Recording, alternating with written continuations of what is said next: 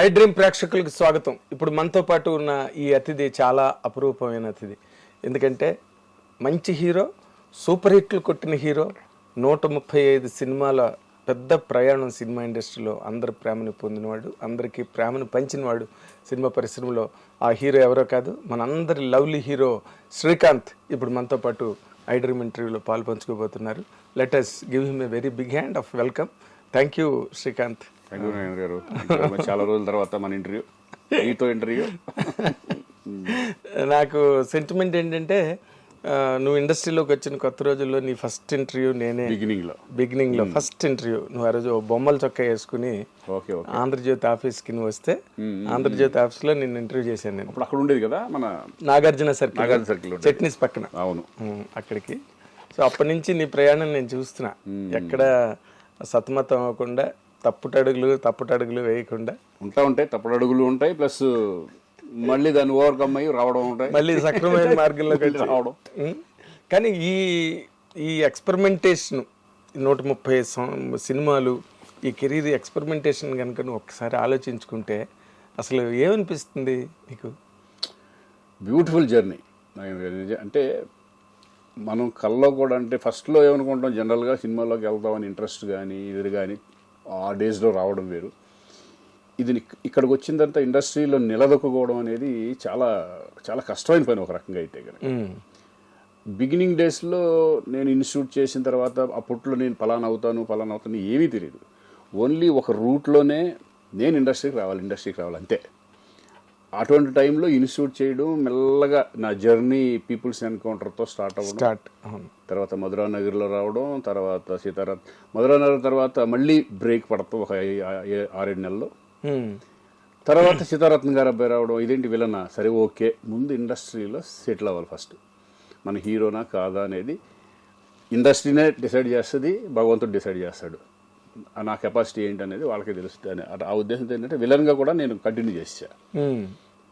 తర్వాత 15 సినిమాలు విలన్. అంటే నా రూట్ నేను క్రియేట్ చేసుకుంది కాదు ఇది. నేను ఇలా చేస్తానంటే కుదరదు. ఇక్కడ తెలియకుండా మన సక్సెస్లే మనల్ని తీసుకెళ్తూ ఉంటాయి. కొన్ని సక్సెస్లు కానీ, మన బిహేవియర్ కానీ, మన గుడ్ విల్ కానీ, మన టైమింగ్ కానీ, ఇవే మన రూట్ని తీసుకెళ్తూ ఉంటాయి. అదే నీ పాజిటివ్ యాటిట్యూడ్. అంటే నువ్వు ఆర్టిస్ట్గా యాక్టర్ అవ్వాలని వచ్చావు. అవును, వచ్చిన ఏ అవకాశాన్ని వదులుకోలేదు. నేను హీరోనే చేస్తాను అవును లేదు అని పట్టుకుని కూర్చోలే. 15 సినిమాలు విలన్గానే సెటిల్ అనుకున్నాను నేను. అవునా? విలన్గా ఓకే. ముందు అసలు ఒక ఇండస్ట్రీ మీద ప్రేమతో, నేను ఒక యాక్టర్ అవ్వాలని ప్రేమతో వచ్చినాండి. ఇక్కడ వచ్చిన తర్వాత రూట్ ఎలా తీసుకెళ్తుంది అనేది నాకు అసలు ఏమీ తెలియదు. మళ్ళీ భరద్వాజ్ గారు రూపంలో మళ్ళీ వచ్చి నిన్ను హీరోని చేస్తా, ఇవన్నీ మానేసే విలన్గా అని చెప్పడం. తర్వాత నేను సరే ఆయన మీద నమ్మకంతో 1/2 ముందే అన్నీ ఫినిష్ చేసుకుని కూర్చున్నాం. 2 నెలలు 3 నెలల్లో కూర్చున్న తర్వాత ఆయన అనుకున్నట్టే నేను జేడి చక్రవర్తి ఇద్దరు హీరోలుగా స్టార్ట్ అయింది. అక్కడ నుంచి వెనక్కి తిరిగి చూసుకోవాలి నేను. మళ్ళీ అదే బ్యానర్లో దొంగరాస్కల్ సినిమా రావడం. అవును. ఇక సోలోగా మెల్లమెల్లగా అలా ఆమె, పెళ్లి సందడి, ఆహ్వానం, ఎగిరే పౌర్ణ, వినోదం, ఇలా కంటిన్యూస్ ఫిల్మ్స్ రావడం. It's God grace. మంచి హిట్స్ పడ్డాయి. గాడ్ గ్రేస్, చాలా మంచి హిట్స్. అంటే ఆ మొదట్లో అసలు నీకు ఏ గైడెన్స్ లేదా ఇండస్ట్రీలో? అసలు ఏం లేదు, ఎవరు తెలియదు. ఇండస్ట్రీ ఎలా ఉంటుందని కూడా తెలియదు నాకు. ఫిలిం ఇన్స్టిట్యూట్ చేయడం వలన కొంచెం నాలెడ్జ్ ఏంటంటే కెమెరా ముందు భయపడకుండా నుంచోవడం, కొన్ని చిన్న ఈ తప్పితే ఇండస్ట్రీ పీపుల్ నాకు తెలియదు. ఇండస్ట్రీలో ఎవరు పరిచయం లేదు. నాకు చాలా మొహమాటంగా ఉండేది. ఎక్కడికి కంపెనీల చుట్టూ తిరిగేవాడిని కాదు, ఏం కాదు. ఊరినెల అట్లా ఒక సినిమాని బట్టి సినిమా అట్లా వచ్చేసింది తప్పితే no guidance, nothing. Godfather nothing, ఏమి లేదు. గాడ్ ఫాదర్ అంటే ఒక రకంగా ఏకలవ్య శిష్యుడు అంటారు చూడు, అభిమానిగా చిరంజీవి గారి ఇన్స్పిరేషన్తోనే వచ్చినాడు కాబట్టి ఆయన్నే ఒక గాడ్ ఫాదర్ లాగా గడుపు. అదేలే, అంటే ఎదురుగుండా ఉన్నా నువ్వు వెళ్ళి కలవలేని గాడ్ ఫాదర్.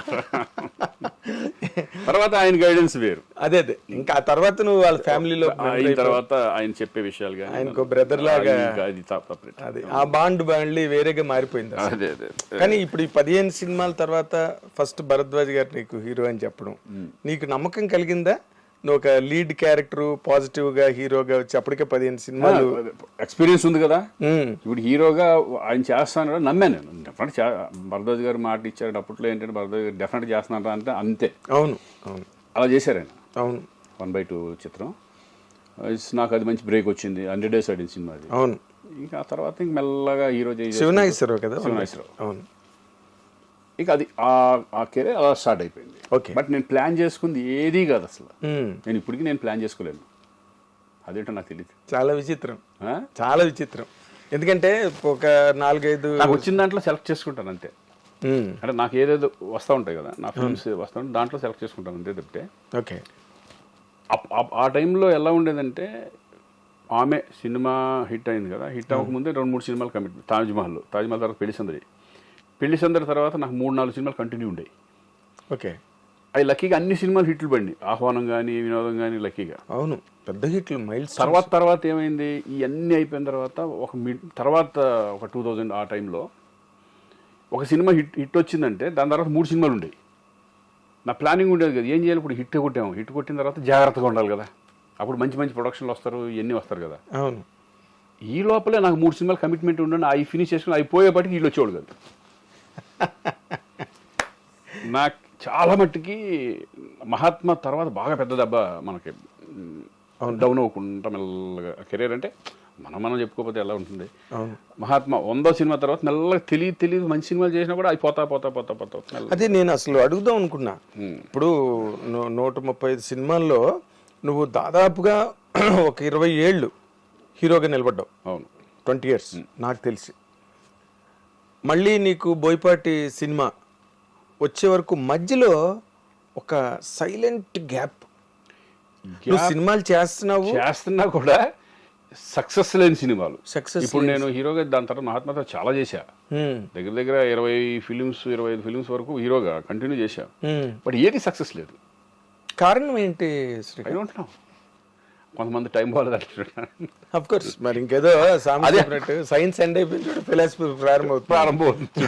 ఆ టైంలో సరే పని సెలెక్ట్ చేసుకున్నాం. బట్ అంటే ఒకటిలేండి, నేను అనుకోవడం ఏంటంటే యంగ్స్టర్స్ రావడం స్టార్ట్ అయిపోయిన తర్వాత యంగ్ బ్యాచ్ అంతా వస్తున్నారు కదా, మెల్లగా డెఫినెట్ నేనే కాదు ఏ హీరో అయినా కొంతకాలం అయిన తర్వాత మెల్లగా ఫేడ్ అవుట్ అవ్వడం జరుగుతూ ఉంటుంది. కామన్.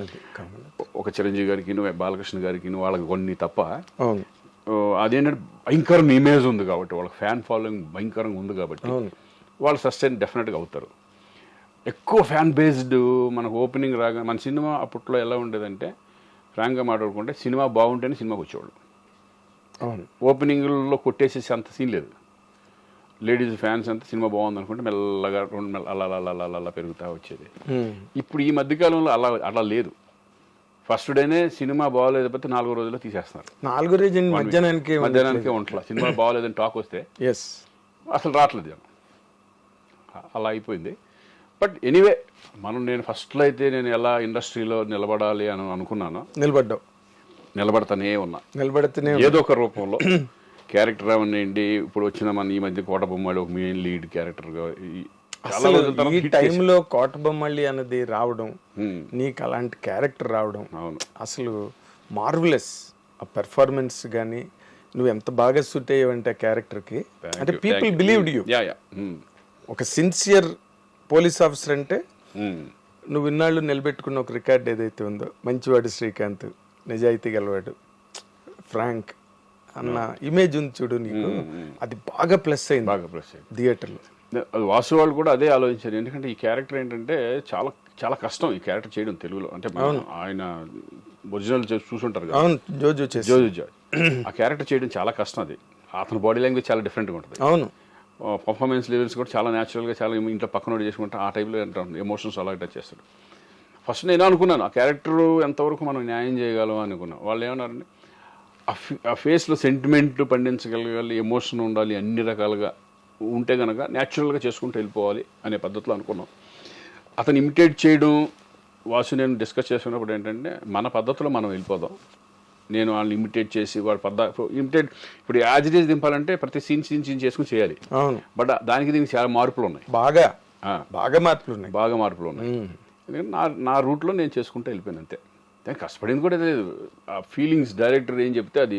అంటే నీకు కష్టపడడానికి ఏముంది, ఇన్ని సినిమాలు చేసి ఇన్ని వేరియేషన్స్ ఏం లేదు, క్యారెక్టర్ అర్థం చేసుకుంటే చాలు అంతే. అది నువ్వు ఎమోషన్స్, క్యారెక్టర్లో ఉన్న ఎమోషన్ అర్థం చేసుకున్నావంటే. అవును, అసలు ఆ లాస్ట్ సీన్ ఉందే, నాకు ఈ ఉద్యోగం కాకి బట్టలు ఇచ్చింది కానీ కుటుంబాన్ని దూరం చేసింది, ఆ డైలాగు నిజంగా అసలు థియేటర్లో క్లాప్స్, ఆ థియేటర్ దగ్గర సీన్స్ బాగా ఎమోషన్ బాగా టచ్ చేస్తుంది. అంటే కామన్ పోలీసు ఎంత స్ట్రగుల్ పడుతున్నాడు నిజంగా, ఒక మామూలు మిడిల్ క్లాస్ లాగానేగా అంతేగా పోలీస్ అంటే. పెద్ద రేంజ్లో ఉన్నవాళ్ళు దట్ ఈస్ కొంచెం డిఫరెంట్గా ఉంటుంది. అవును, ఒక పోలీస్ అనే అతను ఇప్పుడు మనం మిడిల్ క్లాస్ పీపుల్ ఎలా ఉంటారో ఆ టైప్ ఆఫ్ అనుకోవాలి మనం. అంతే, వాళ్ళ స్ట్రగుల్స్ వాళ్ళకు ఉంటాయి. అయ్యో వాళ్ళు మనుషులే కదా. ఇప్పుడు అందులో అక్కడ కనిపించింది అదే, ఒక పోలీస్ ఆఫీసర్ పోలీస్ డిపార్ట్మెంట్ లో ఉన్నవాడు బయటకు వచ్చి అంతమందిని కమెంట్ చేసి భయపెట్టేవాడు. జీవితంలో ఎంత సున్నితమైన అంశాలు మనిషిని చంపేసే కదా ఆఖరిని. కూతురు అన్నమాటకేగా చచ్చిపోయాడు. Believed it people. నువ్వు హ్యాంగ్ చేసుకున్న సీను థియేటర్లో పిన్ డ్రాప్ సైలెన్స్. ఆ సీన్ దేర్ షాక్. అంటే నాకు ఫోన్ చేసి తట్టుకోలేకపోయా, ఏంటి అట్లా సడన్గా చేసేసుకున్నా ఏంటంటే కథ. కొంతమంది బాగా ఫ్రెండ్స్ ఉంటారు కదా, వాళ్ళు షాక్లోనే ఉన్నారు అంతా, మొత్తం ఏంటి ఇది ఆ టైప్లో. అదేలే, అంటే బేసిక్గా మొత్తం సినిమాలోనే నీ క్యారెక్టర్ కనుక ఏమాత్రం మొన్న కూడా నేను ప్రెస్ మీట్లో అదే చెప్పా, మెయిన్ క్యారెక్టర్ అదే కదా, మెయిన్ క్యారెక్టర్ హీరో. అక్కడ ఏమాత్రం తేడా వచ్చినా క్యారెక్టర్ని ఆడియన్స్ డ్రైవ్ చేసుకుంటూ వెళ్ళలేకపోయారంటే, కనెక్ట్ అవ్వలేదంటే పోయేది సినిమా. ఎస్ ఎస్, చాలా నాకు నష్టమే ఒకవేళ ఎంత తేడా వస్తే. అంతే కదా. ఇప్పుడు ఇందాక నువ్వు మహాత్మా గురించి చెప్పావు కదా, ఇప్పుడు నీ కెరీర్లో డిజాస్టర్స్ హిట్లు ఎన్ని ఉన్నాయో డిజాస్టర్స్ అన్ని ఉన్నాయి, టు బి వెరీ ఆనెస్ట్. అవును కదా. లక్కీగా ఏంటంటే నేను యాక్టర్గా నేను ఎప్పుడు ఫెయిల్ అనుకుంటున్నాను నేనైతే. ఎస్, యాక్టర్గా ఎక్కడ కూడా నాకు మైనస్ అనేది పడలా, దేవుడి దేవాలి లక్కీగా. సినిమా పోయినా సినిమా మీద వెళ్ళిపోయేది, కానీ శ్రీకాంత్ బాగా చేయలేదని రాలేదు. శ్రీకాంత్ బాగా చేయలేదు, నీకు 2 కాసాయి. నీ పెర్ఫార్మెన్స్ సినిమాలో నీ క్యారెక్టర్ వరకు ఒకటైతే, ఇండస్ట్రీలో నీ ఒరిజినల్ క్యారెక్టర్ ఏదైతే ఉందో అది కేస్ స్టడీ. తర్వాత ఇప్పుడున్న జనరేషన్ వాళ్ళకి ఎట్లా మూవ్ అవ్వాలి, ఎట్లా మెయింటైన్ చేయాలి రిలేషన్స్, అవన్నీ సినిమా చూసే కాదు, అవి ఇంపార్టెంట్ చాలా. ఎందుకంటే ఇండస్ట్రీలో ఓన్లీ సక్సెస్ ఒకటే కాదు, సక్సెస్లు వస్తాయి, ఫెయిల్యూర్స్ వస్తాయి, కానీ మనిషిగా నిలబడాలి. ఎస్, ఒక హ్యూమనిటీ అనేది 100%. నేనే కదా, ఇప్పుడు మా పిల్లలు వచ్చినా ఎవరు వచ్చినా సరే వాళ్ళు చూసి మమ్మల్ని చూసి నేర్చుకుంటారు. That's what I'm saying. ఏంటి నాన్న ఏంటి అనేది వాళ్ళు అబ్జర్వ్ చేస్తూ ఉంటారు, మనం చెప్పక్కర్లా. వాళ్ళ బయట వాళ్ళు చెప్పే విధానం కానీ, నా గురించి చెప్పే విధానం కానీ, నా గురించి అంటే ఇప్పుడు చిరంజీవి గారు ఎవరు పెద్ద ఉంటారు, మాకు సీనియర్స్ ఉంటారు, వాళ్ళని చూసి నేర్చుకునే మేము చాలా ఉంటాయి కదా. అవును, అలాగే మా పిల్లలు కానీ వీళ్ళు కానీ మనల్ని అబ్జర్వ్ చేస్తా, వాళ్ళు పెరిగే విధానం కానీ, వాళ్ళు ఎలా ఉండాలి ఇండస్ట్రీలో, ఎవరితో ఎలా మాట్లాడాలి ఏంటి అనే, ఎక్కువ అనవసరమైన జోలికి వెళ్ళొద్దు ఇటువంటి. అవును, అవసరమైన పట్టించుకోవడానికే టైం సరిపోవట్లేదు, మళ్ళీ అనవసరమైన చూసాక మొన్న అనవసరమైన పట్టించుకుంటేనే ఏది అసోసియేషన్లో. అవును, అవి కొన్ని ఇంకా అంటే కొన్ని తెలియక మనం ఒక బై ఫోర్స్తోనో లేకపోతే ఇంట్రెస్ట్ లేకపోయినా మనం చేయడము కొన్ని జరుగుతూ ఉంటాయి, కొన్ని ఫోర్స్ మొహమాటంగా కొన్ని జరుగుతూ ఉంటాయి. తర్వాత ఓవర్కమ్ అయ్యి దాని నుంచి బయటకు రావడం అనేది చాలా సుఖం. అవును, ఏ విషయంలో అయినా సరే, ఓన్లీ ఆ విషయంలో కాదు, ఏ విషయంలో అయినా సరే మనం చేసిన నిజంగా తప్పు, వద్దురా బాబు, ఇది చాలా మిస్టేక్ చేసిన దాంట్లోకి వెళ్ళి ఈ టైప్లో మనం వెనక్కి వచ్చేయడం బెటర్. ఎగ్జాక్ట్లీ. అంటే నేను నీకు జరిగిన ప్లస్ పాయింట్ ఇంకోటి అనుకుంటున్నా, అదేంటంటే నువ్వు ఊహన్ మ్యారేజ్ చేసుకోవడం, తను ఇండస్ట్రీ నుంచి వచ్చి ఇండస్ట్రీలో వ్యవహారాలు మనస్తత్వాలు అన్నీ తెలియడం, తన గైడెన్స్ ఉందా నీకు? అంటే గైడెన్స్ షేర్ చేసుకోవడం, మాట్లాడు. ఇప్పుడు నా మెంటాలిటీ నచ్చి తన మెంటాలిటీ నచ్చి మేము మ్యారేజ్ చేసుకున్నాం. బట్ ఏంటంటే సినిమాలో కథలు ఏంటానికంటే అట్లగానే తను అసలు ఏమి, అవును, తనకేం లేదు. ఒక్కటే ఏంటంటే, నేను షూటింగ్ నుంచి వచ్చిన తర్వాత ఇంట్లో ప్రశాంతంగా ఉండాలి, అది ఇంట్లో ఉంది హ్యాపీ మనకి. అంటే ఎక్కువ వేరే వాటిలో ఇన్వాల్వ్మెంట్ కానీ వీటిలో కానీ సినిమా సంబంధించి అవన్నీ తనకి ఏమి ఉండదు. నాకు ఇంటికి రాగానే పీస్ఫుల్, తను అంతా పిల్లలు. ఓకే, నాకు టెన్షన్, నాకు అయితే కనుక పిల్లల గురించి టెన్షన్ లేదు, వాళ్ళ ఎడ్యుకేషన్ గురించి టెన్షన్ లేదు, మొత్తం అంతా తనే చూసుకో. హోమ్ డిపార్ట్మెంట్ మొత్తం తనకే, మొత్తం మనకు సంబంధం లేదు. నేను వచ్చానా, నా సినిమాలు, నా ఫ్రెండ్స్, నా సరదాగా నేను తిరగడం, అటు ఇటు హ్యాపీగా వెళ్ళిపోతా ఉంటాం. అదేలే, వీలైనప్పుడల్లా ఫ్యామిలీతో ట్రిప్స్. అదేలే, ఇది నా రెగ్యులర్ లైఫ్ స్టైల్ నా బేసిక్గా అంటే నువ్వు చిరంజీవి గారి అభిమానంతో చిరంజీవి గారి ఇన్స్పిరేషన్తోనే సినిమా ఇండస్ట్రీకి వచ్చావు. ఆయన ప్రభావం నీ మీద ఎంతవరకు నీకు హెల్ప్ అయింది, లేకపోతే ఆయన దగ్గర నుంచి గైడెన్స్ ఆయన క్లోజ్ అయ్యాక అవి ఏమైనా జరిగాయా శ్రీకాంత్? 100% జరిగింది. ఎందుకంటే నేను ఇండస్ట్రీకి రావడం ఆయన సినిమాలు చూసిన తర్వాతే ఒక ఖైదీ దగ్గర నుంచి నేను స్టార్ట్ అయింది ఒక రకంగా ఈ సినిమా మీద పిచ్చి. అక్కడ నుంచి ఒక మా విలేజ్లో ఎలా ఉండదంటే కొంతమంది కృష్ణ గారు ఫ్యాను, కొంతమంది ఈ ఫ్యాను, కొంతమంది అట్లా. అప్పుడు నేను రాగానే నేను ఒక స్టార్ట్ చేసింది ఏంటంటే ఖైదీ తర్వాత చిరంజీవి గారి కొత్త క్లబ్ స్టార్ట్ అయింది. ఓకే. అలా డిస్కషన్లో ఏమైపోయిందంటే ఆ సినిమాల మీద బాగా మోజు పెరిగిపోయి రిలీజ్ సినిమాలకు వెళ్ళిపోవడం అటువంటివి జరుగుతూ ఉంటాయి. సరే, అదొక మ్యాటర్.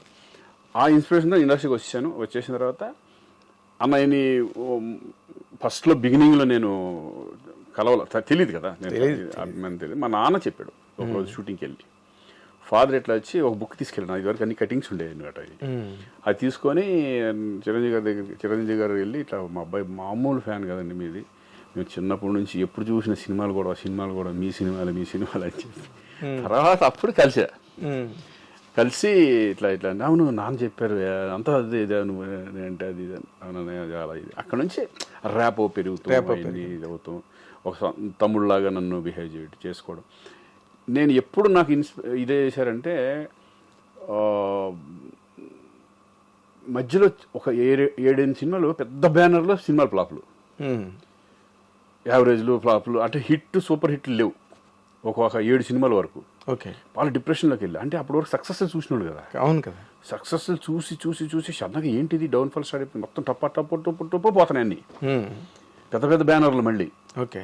ఏంటి ఇట్లా పోతుందని ఫుల్ డల్ అయిపోయాను, బాగా డిసప్పాయింట్ అయ్యాను. అన్నయ్య 3 నెలలు కలవపోతే ఎప్పుడు కలిసేవాడు కదా, రెగ్యులర్ కలుస్తూ ఉండేవాడు. ఏంటి ఏమైపోయాడు శ్రీకాంత్ అని కౌరవ్ ఇచ్చారు. ఇట్లా అర్జెంట్గా చిరంజీవి గారు రమ్మంటున్నారని. అప్పుడు అన్నపూర్ణ స్టూడియోకి అక్కడ సార్ జరుగుతుంటే వెళ్ళా. ఆఫ్ చేసే షూటింగ్ 1 గంట లేట్గా వస్తానని చెప్పమన్నాడు అని చెప్పి రూమ్లో కూర్చొని ఏంటి అసలు నీ ప్రాబ్లం ఏంటి అని చెప్పుకుంటూ వచ్చాను.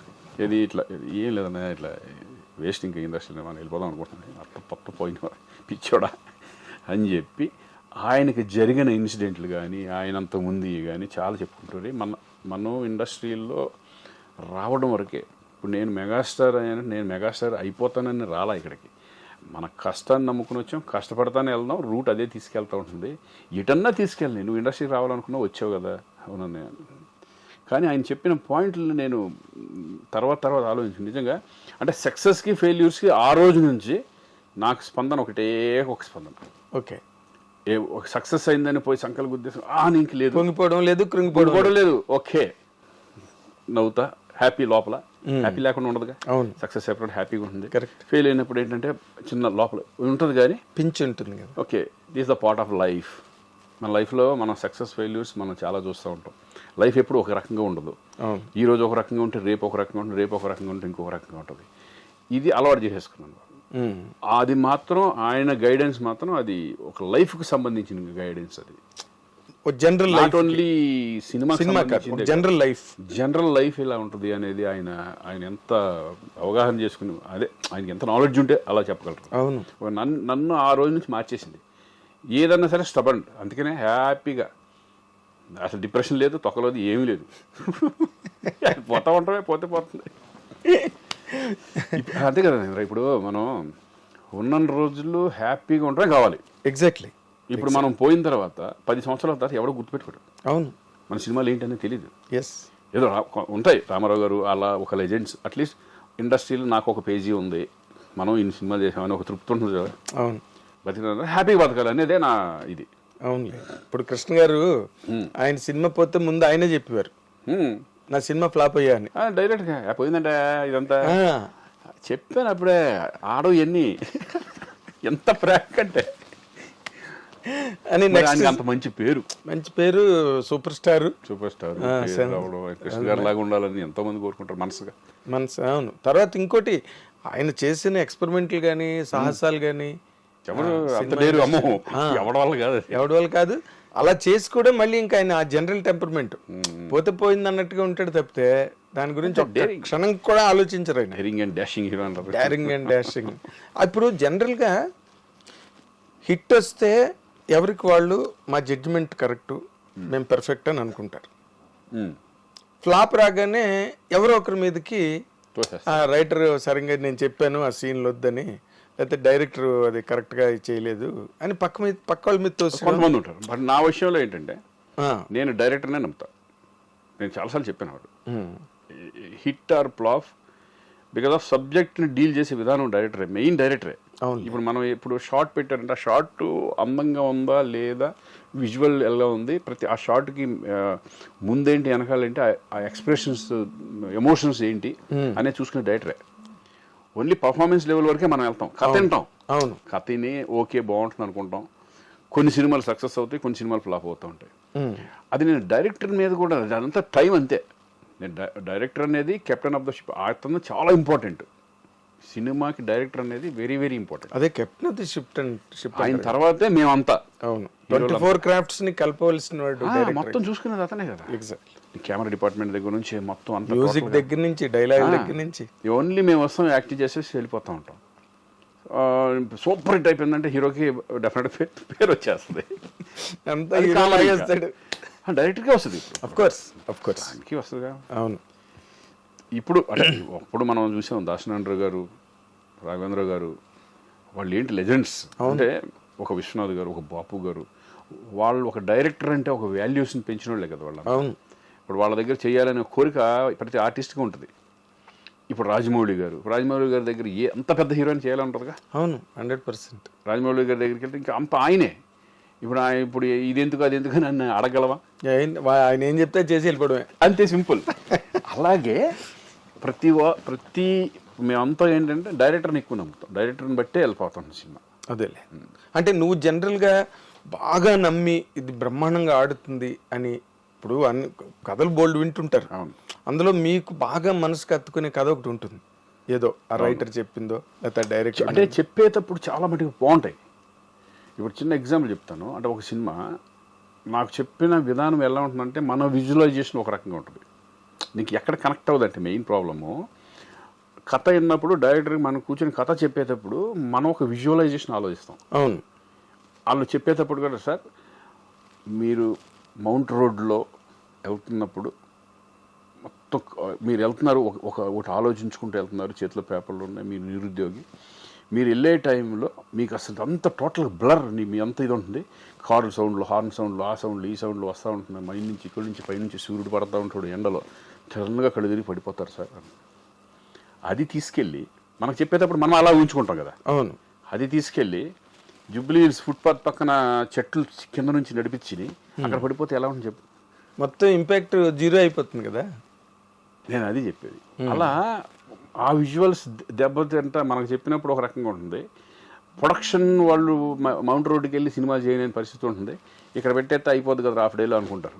అవును, అక్కడైతే ట్రాఫిక్ పోలీసులు అవి పెద్ద సెటప్ కదా, మళ్ళీ అక్కడ పెట్టాలి. అది అవి శంకర్ లాంటి వాళ్ళు పెద్ద పెద్ద హీరోలకి అట్లా ఉంటుంది.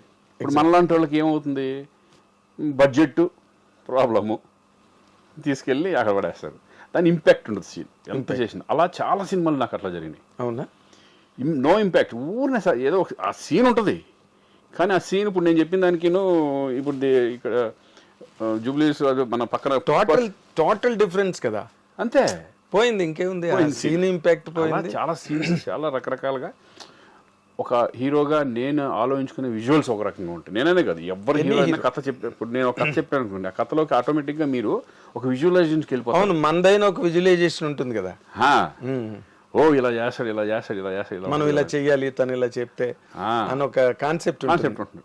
అది పోయిందంటే ఇంకేం ఉండదు. అవును, అలా చాలా జరిగినాయి. అవునా, ఒక్కోసారి నేటిప్పుడు తారక రాముడు నాకు చెప్పినప్పుడు భలే సబ్జెక్ట్ అది. మన తారక రాముడు నువ్వు సౌందర్య కదా, ఆర్వి ఉదయ్ కుమార్. అదేమైపోయింది, ఆయన వచ్చేప్పటికి నేటివిటీ మొత్తం తమిళ్, మన తెలుగు వాసన కాదు తమిళ వాసన వచ్చేసింది. అవును, ఎగ్జాక్ట్లీ. నేటివిటీగా ఇవన్నీ మనం చెప్పేటప్పుడు ఏమో మన సైడ్లో ఆలోచిస్తాం, ఏది మన తెలుగుకు తగ్గట్టుగా. అంతే కదా, విలేజ్లో ఎలా ఉండాలి, చక్కటి పెంకుటిల్లు, చక్క ఇది అగ్రహారం, చిన్న ఒక ఇది, మనం అట్లే వెళ్తాం. వీళ్ళు ఎక్కడికో వెళ్ళి తీసుకెళ్ళిపోతే ఏదో కొట్టి పెట్టితే మనకు అర్థం అవుతుంది. అదేలే, అది ఫస్ట్లోనే డిస్కనెక్ట్ అయిపోయింది, కానీ చెప్పింది చేసి నువ్వు చేయడమే. మరి మధ్యలో ఆపలేంగా. అవును, తారక రాముడు అప్పట్లో హైలీ ఎక్స్పెక్టెడ్ సాంగ్స్ ఒకటి, సౌందర్య శ్రీకాంత్ కాంబినేషన్ అనగానే అప్పుడు మీరిద్దరు కూడా మంచి ఫైల్లో ఉన్నారు. అవునవును, మంచి ఫైల్లో ఉన్నారు. ఆ టైంలో సినిమా డిసప్పాయింట్. పేరు రావడం కాబట్టి, బట్ కమర్షియల్గా అది ఇది అవ్వాల. కమర్షియల్ అదే అంటున్నాను నేను. ఇప్పుడు పేరు రావడం ఒకటి, కమర్షియల్ గా కమర్షియల్ గానే కదా కావాలి మనకి కదా. ఎంత పేరు వచ్చినా శ్రీకాంత్ గారు ఎంత గొప్పగా నటించారండి అని సినిమా పోతే ఉపయోగం ఉంది, ఏం లేదు. ఇప్పుడు కోటబొమ్మళ్ళి ఇప్పుడు అఖండ ఉంది. అఖండలో నేను అసలు ఎవరు ఎక్స్పెక్ట్ చేయరు ఆ టైప్ ఆఫ్, నేను కనపడతానని కూడా తెలియదు. ఎవరు ఎక్స్పెక్ట్ చేస్తారు శ్రీకాంత్ అలాగా? సినిమా ఏమన్నా తేడా వస్తే నన్ను తిట్టరా, ఎంత తిట్టరు? ఇడికేం పోయగలం అసలు. ఇప్పటికే తీసుకెళ్ళి శ్రీకాంత్ని పెట్టారంట. సక్సెస్ అయింది కాబట్టి మనం అందరూ దాని గురించి ఎక్కువ మాట్లాడతారు. భలే పని చేశాడు, భలే ఉంది శ్రీకాంత్, డిఫరెంట్గా ఉన్నాడని. అవును, అది అన్నీ తెలుసు మనకి. సక్సెస్ కాదు. ఇప్పుడు బోయపాటి నిన్న క్యారెక్టర్ కి సెలెక్ట్ చేసినప్పుడు what was your immediate reaction Srikanth? ఎందుకంటే నువ్వు నీ క్యారెక్టర్ కాదు అది. అవును, నీ మోడలే కాదు అసలు. ఎవ్వరు నువ్వు ఊహించి ఉండవు అలాంటి క్యారెక్టర్. ఆడియన్స్ కూడా నిన్ను అలాంటి క్యారెక్టర్లో ఎక్స్పెక్ట్ చేయరు. నాకు ఒక్కటే ఏం చెప్పాడంటే, భయ్య ఈ క్యారెక్టర్ని ఎన్నుకోవడానికి నేను కారణం ఆపరేషన్ దుర్యోధన సినిమా అన్నాడు. ఆపరేషన్ దుర్యోధన దాంట్లో గుండు గుట్టెచ్చుకొని, అవును, నేను మధ్యలో కన్ను ఇట్లా పెట్టుకొని అలా నడుచుకుంటూ వెళ్ళిపోతా, విగ్రస్గా ఉంటుంది అది. అవును, అది ఆయనకు బాగా కనెక్ట్ అయ్యి, ఫస్ట్ హెయిర్ కూడా ఇంతే ఉంటుంది దాంట్లో. ఇప్పుడు అలా పెట్టుకొని ఈ కొంచెం గెటప్ మెయిన్ గెటప్ కుదిరిందంటే ఆటోమేటిక్గా కుదిరిపోతున్నట్టే. ఈ గెటప్ కావాలి అని చెప్పేసి ఆయనే గెటప్ ఇట్లా కావాలి నాకు అని చెప్పి, దాన్ని మేమేం చేసామంటే ముందు మొత్తం అన్నీ సెట్ చేసుకొని, ఈ గెటప్ మనకు ఎలా వస్తుంది ఏంటి అనేది సెట్ చేసుకున్న తర్వాత చూసుకొని దీనికి ఫిక్స్ అయిపోదామని ఆ గెటప్ సెట్ చేసుకున్నాం. ఓకే. అందుకే ఏంటంటే గెటప్ ఫస్ట్ ఒక ఆర్టిస్ట్ గెటప్ సెట్ అయిపోయింది. ఇటువంటి డిఫరెంట్ క్యారెక్టర్స్ వచ్చినప్పుడు అదే ఇట్లా ఉండి నేను చేయలేను ఆ క్యారెక్టర్ని. ఎలా చేస్తావు? నీకే మూడు రాదు అసలు. మూడు రాదు, నీకే మూడు రాదు. మెంటల్ ప్రిపరేషన్ అన్నది గెటప్ తోనే వస్తుంది కదా. అవునవును. అలాగే ఇప్పుడు మనల్ని గెటప్ అనేది ఎంత ఇంపార్టెంటో, డైరెక్టర్ని విజువలైజేషన్ని కరెక్ట్గా తీయడం కూడా అంత ఇంపార్టెంట్. ఇందాక అన్నాను కదా, ఎక్కడో తీసుకెళ్ళి ఇక్కడ పెట్టాడు ఆ క్యారెక్టర్లో ఆ క్యారెక్టర్ చేయవలసింది ఇట్లా చేస్తే ఎట్లా ఉంటుంది అలా ఉంటుంది అది. ఎగ్జాక్ట్లీ. ఇప్పుడు జనరల్గా అదే అంటున్నా. ఇప్పుడు అసలు ఈ క్యారెక్టర్ నేను సూట్ అవుతానా, నేను చేయగలనా, అసలు ఏంటి బోయపాటి ఏమని అసలు నన్ను సెలెక్ట్ చేశాడు? నేను అసలు నాకు ఇంకోటి తెలిసిపోయా, నేను ఏది కూడా నేను నో అనలేను. ఎందుకంటే ఏ క్యారెక్టర్ కన్నా చేయాలని ఒక లోపల ధైర్యం ఉంటుంది నాకు. అలాగే కదా నువ్వు 15 సినిమాలు. మీరు నెక్స్ట్ వచ్చి గేమ్ చేంజర్ ఒకటి ఉంటుంది, యూ కాంట్ ఎక్స్పెక్ట్. అవునా? శ్రీకాంత్ ఏంటిది ఓర్ని అలా అనిపిస్తుంది గెటప్. నార్మల్గా నీకు ఇందాక లేదు చెప్తున్నావు, నువ్వే చెప్తున్నావు ఇది ఏ క్యారెక్టర్ అయినా నేను వస్తే. నాకెందుకు కాన్ఫిడెన్స్ ఏంటంటే నేను చేయగలనా లేదా అనేది చిన్న ఉంటుంది. ఎట్లా ఇప్పుడు బోయపాటి గారు చెప్పినప్పుడు అయ్యో ఇదేంటి అనుకుంటాను. నేను నమ్మేది ఏంటంటే గెటప్ కుదిరిందంటే మనం చేసుకుంటూ వెళ్ళిపోవచ్చు.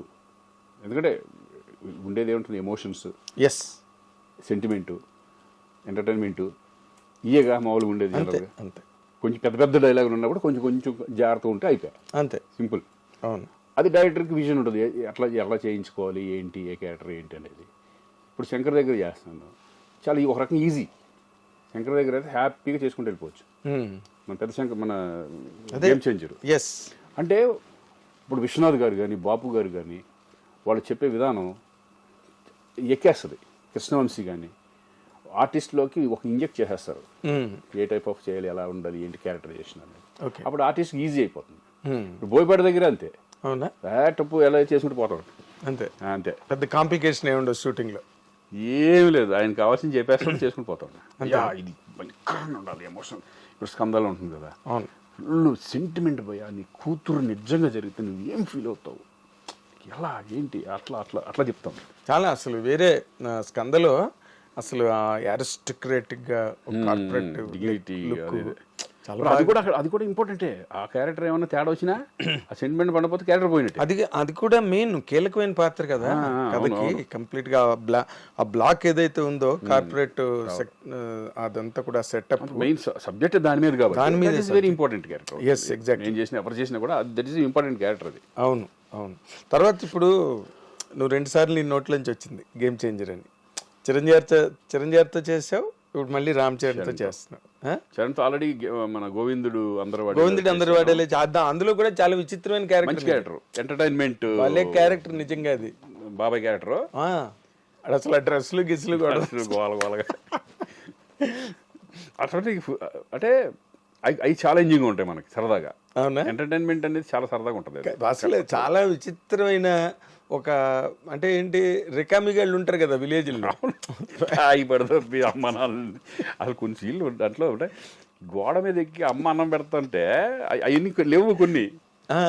గోడ మీద ఎక్కి అన్నం పెడుతుంటే ఇక్కడ నుంచి కామెంట్లు వేసుకుంటూ ఉంటాడు నాకు. అసలు భలే ఉంటాయి సీన్స్. అవి కట్ అయినాయా? అవి కొన్ని కట్ ఎడిట్ అయినాయి. కానీ ఉన్న మట్టుకే చాలా బ్యూటిఫుల్. సినిమా మొత్తం రన్లో నీ క్యారెక్టర్ చాలా చాలా విచిత్రంగా వెరైటీగా భలే కట్ చేశాడు.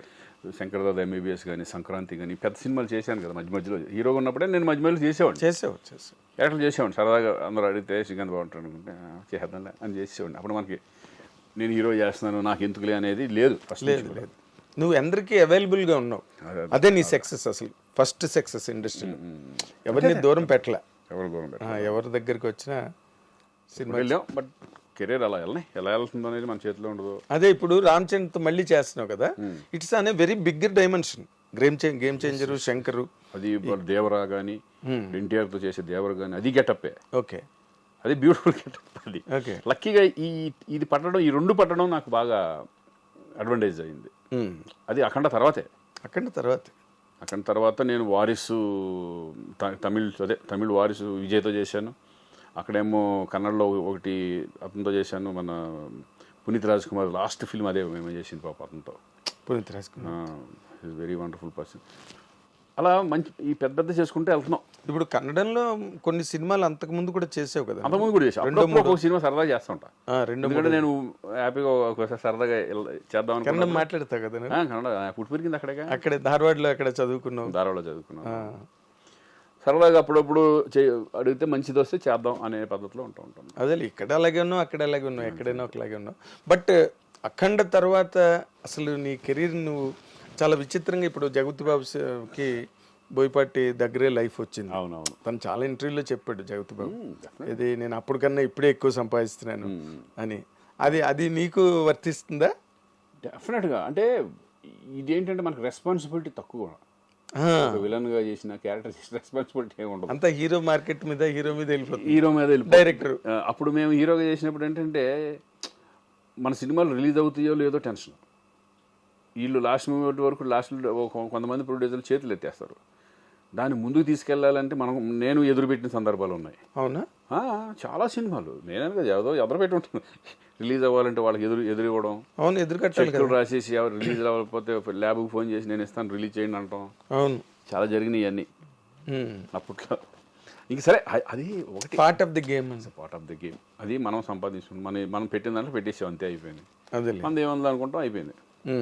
అలా తీసుకోవడం కూడా అంత సులభం కాదు కదా శ్రీకాంత్. ఒకటి మనం ఇచ్చామా, అది పోయిన అనుకునే ఇవ్వాలి. వచ్చినాయా, ఇచ్చినవి అలాగే తిరిగి ఎప్పుడైనా ఎప్పుడు రాలే. ఎవరు ఇంతవరకు ఏది జరగలేదు అలా. నా మెంటాలిటీ ఏంటంటే నాకు ఇస్తారు అని ఆశ పెట్టుకున్నాను అనుకో, బాధ వస్తుంది. ఇది గ్యారంటీ పోతుంది అనుకుని ఇచ్చాను అనుకో, ముందే అనుకున్నాను కదా, ఎక్స్పెక్ట్ చేశాను కదా, అప్పుడు హ్యాపీగా ఉంటాం మనం. ఏదైనా ఎక్స్పెక్ట్ చేసామనుకో, అది రాదనుకుని ఇచ్చేస్తే గొడవ ఉండదు, వస్తే ఆనందం, వస్తే హ్యాపీ. అదేలే. అలా చాలా పోయినాయి నాకు. అవునా? కొన్ని బిజినెస్లో కూడా అలా పెట్టినవి కూడా, కొన్ని ఆటలు కూడా పోయినాయి. ఇక అంటే ఇప్పుడు in terms of your remunerations అవి ఇప్పుడు బాగా కాస్ట్లీగా ఉన్నావా ఇండస్ట్రీలో? డెఫినెట్గా కొంచెం ఉంటుంది. ప్రతి సినిమాలు చేస్తున్నాము. అదే సక్సెస్ వచ్చినప్పుడు ఏంటంటే కొంచెం ఇదివరకు మీద కొంచెం బెటర్గా హీరోగా ఉన్నదానికంటే నాకు తెలిసి నేను ఇప్పుడు బెటర్గా ఉన్నాను అనుకుంటున్నాను. నేను టెన్షన్స్ లేకుండా. డబ్బు కంటే ఇంపార్టెంట్ ఏంటంటే ఇక్కడ మనకి టెన్షన్స్ ఉండకూడదు. ఇక రెస్పాన్సిబిలిటీ 25 సంవత్సరాలు తీసుకున్నాం, 25 years వరకు ఆల్మోస్ట్ నీకు హీరోగానే చేసుకుంటూ వెళ్ళాను కదా. అవును. ఇప్పుడు రిలాక్స్డ్గా చక్కగా మా రోషన్ గారు వచ్చిన తర్వాత వాడు చూసుకుంటూ మనం అలా తన కెరీర్ని చూసుకుంటున్నాం. మన సినిమాలు మనం చేసుకుంటూ మధ్య మధ్యలో కోట బొమ్మలు లాంటి క్యారెక్టరైజ్ మంచి సినిమాలు వస్తే హీరోగా ఒక డిఫరెంట్ కాన్సెప్ట్లో వెళ్దాం అనే ఉద్దేశం కూడా ఉంది. 2-3 జరుగుతున్నాయి మన ప్రాజెక్ట్స్. ఓకే, నేను హీరోగా చేసేది, బట్ డిఫరెంట్ కాన్సెప్ట్ వెళ్దామని. ఓకే. కొత్తగా క్యారెక్టరైజేషన్ కొత్తగా ఉండాలి, మన పర్ఫార్మెన్స్ లెవెల్స్ కానీ మనం సోలోగా మనం, ఎందుకంటే ఇప్పుడు ఓటీటీలు వచ్చినాయి కొంచెం అడ్వాంటేజ్. ఎస్, బాగా ఇదివరకు కంటే ఇప్పుడు బాగా అడ్వాంటేజ్. ప్రొడ్యూసర్లకి చాలా అడ్వాంటేజ్ కదా. అలా నాకు 2-3 అవి జరుగుతున్నాయి. ఇవి కూడా సెలక్షన్ చక్కగా నీట్గా చేసుకుని వెళ్దాం అంతే. అదేలే, అంటే ఇప్పుడు ఎవరైనా ఒక కొత్త డైరెక్టరు ఒక కొత్త కాన్సెప్ట్ పట్టుకొస్తే నువ్వు ఎంకరేజ్ చేస్తావా? 100% డెఫినెట్గా. కొత్త డైరెక్టర్లు కదా, వీళ్ళు మళ్ళీ సరిగ్గా హ్యాండిల్ చేస్తారు. నేను ఎక్కువ చేసిన వాళ్ళే, చిన్న చిన్న వాళ్ళు చాలా చేశాను నేను. అలా ఏమిడో కానీ కొత్తగా ఉంటే డెఫినెట్గా నేను చేయడం జరుగుతుంది. అదేలే, ఆ రోజుల్లో నువ్వు ఈవి సచ్ అందరితో, ఒక రాఘవేంద్రరావుతో లేదా దాసనారావుతో దాసనారావు గారితో యాక్ట్ చేశాను, బట్ ఆయన డైరెక్షన్లో చేయలే. ఆయనతో కలిసి యాక్ట్ చేశాను, దొంగలుడు చిన్నలుడు అని. దొంగలుడు చిన్నలుడులో చేశాను, చిన్నలుడు 1-2 సినిమాలు చేశాను ఆయనతో. అంత ఆ ర్యాప్ ఉంది మళ్ళీ, కానీ ఆయన డైరెక్షన్లో చేయలే. అదేలే, ఆయన ఒక్కరినే మిస్ అయ్యావు అయితే నువ్వు. ఆయన డైరెక్షన్లో ఒకటి మిస్ అయ్యాను. తక్కువ. అలాగే ఆర్టిస్ట్లో రామారావు గారిని మిస్ అయ్యాను. నాగేశ్వర గారితో చేశాను, కృష్ణరాజు గారితో చేశాను, కృష్ణ గారితో చేశాను. తర్వాత ఇంక చిరంజీవి గారు, వెంకటేష్, నాగార్జున, బాలకృష్ణ, శోభనబాబు గారితో చేసావు. శోభనబాబు గారితో చేయలేదా? ఓకే. శోభనబాబు గారితో అది నేను చూడలేదు నేను. అవునా? చూడలేదు, ఎప్పుడు కలవలేదు. అప్పటికి ఆయన ఇండస్ట్రీ వదిలేసి మానేశారు కదా. ఎప్పుడో మానేశారు ఆయన. ఈవి గారి సినిమా లాస్ట్లో ఒకటి చేసినట్టున్నారు, తర్వాత వచ్చిన తర్వాత. ఇప్పుడు నార్మల్గా రామ్ చరణ్, చిరంజీవి గారితో చేసావు నువ్వు, ఆయనతో మంచి క్లోజ్ అసోసియేషన్. రామ్ చరణ్తో కూడా ఆల్రెడీ చేసావు, ఇప్పుడు మళ్ళీ చేస్తున్నావు. అసలు వీళ్ళిద్దరి మధ్యలో నీకు కనిపించే ఒక స్పష్టమైన డిఫరెన్స్ కానీ పోలిక కానీ ఇద్దరిలో? ఇదే నాకు తెలిసి పోలికలే ఉన్నాయి ఎక్కువ. అవునా? ఎక్కువ పోలికలే. అంతేనా? అంటే ఆర్టిస్టుల్ని చక్కగా చూసుకోవడం కానీ, ఇది కానీ ఎక్కువ. అంటే చాలా ఎలా ఉంటుందంటే, ఇప్పుడు అన్నయ్యతో చేసినప్పుడు ఆయన కష్టపడే విధానం, ఇవన్నీ కూడా చరణ్లో ఉంటాయి. కష్టపడే విధానం చరణ్లో ఉంది. ప్లస్ కామన్ ఏంటంటే చక్కగా ఇప్పుడు మామూలుగా చూసుకుంటే భోజనాల దగ్గర కానీ, ఆర్టిస్టులను బాగా చూసుకోవడం కానీ, ఫుడ్ అందరికీ చక్కగా బాగా వచ్చిందా లేదా, బాగుంటుందా లేదా యూనిట్లో చూసుకోవడం, ఇవన్నీ కూడా ఆయనకి ఉంది. చరణ్ కూడా సేమ్. Okay, same.